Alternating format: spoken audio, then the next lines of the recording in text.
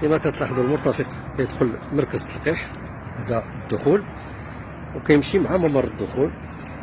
كاينين الملصقات اللي كتوجه ادخال الحراره ديالو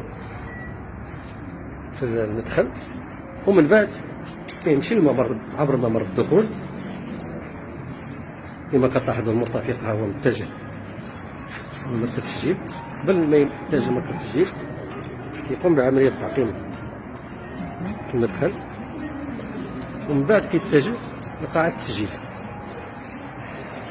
كما كتشوفوا ها هو دخل قاعة التسجيل.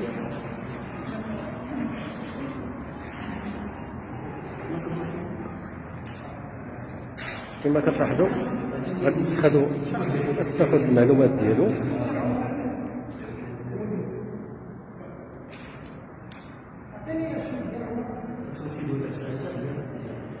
كما كتلاحظوا عملية التسجيل، كاينه اسئله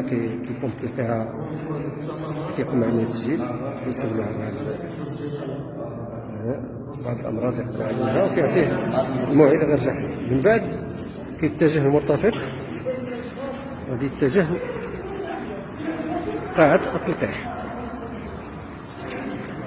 كما تلاحظوا هذه هي قاعة التلقيح.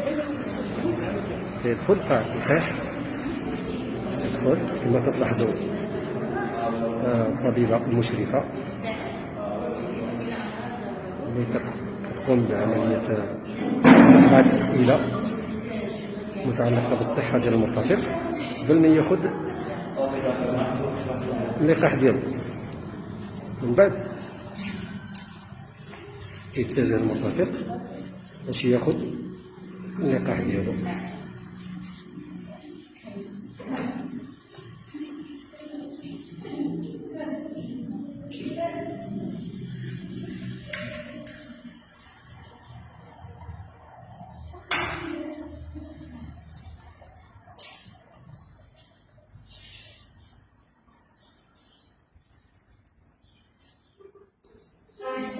كما تلاحظوا عملية التلقيح.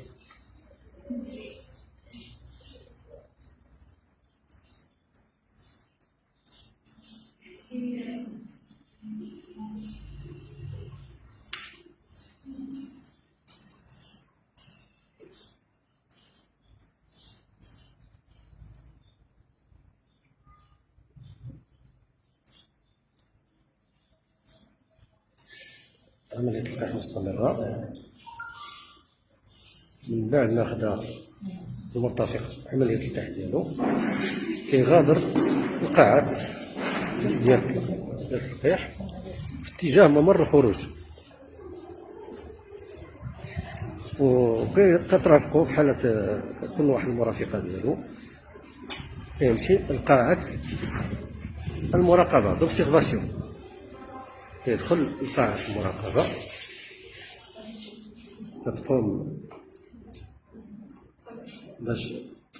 باش يراقبوا التلقيح، يراقبوا الحالة الصحية ديال المرتفق، وتعطوه بعض النصائح والتوصيات.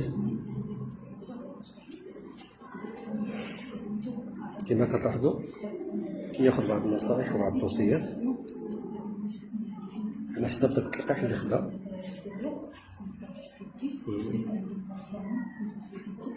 بعض النصائح كتوجه لها السيدة المشرفة من الطاقم الطبي.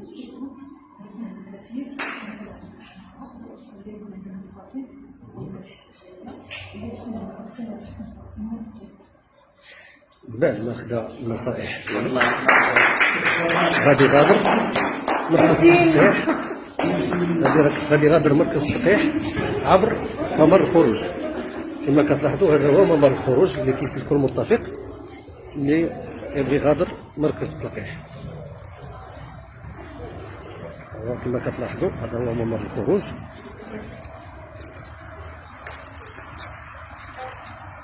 المرتفق كيغادر الآن مركز التلقيح بعد ما خدا التلقيح ديالو، خدا النصائح الضرورية في هذا المجال. كما تلاحظوا ها هو المرتفق غادر مركز التلقيح بسلام.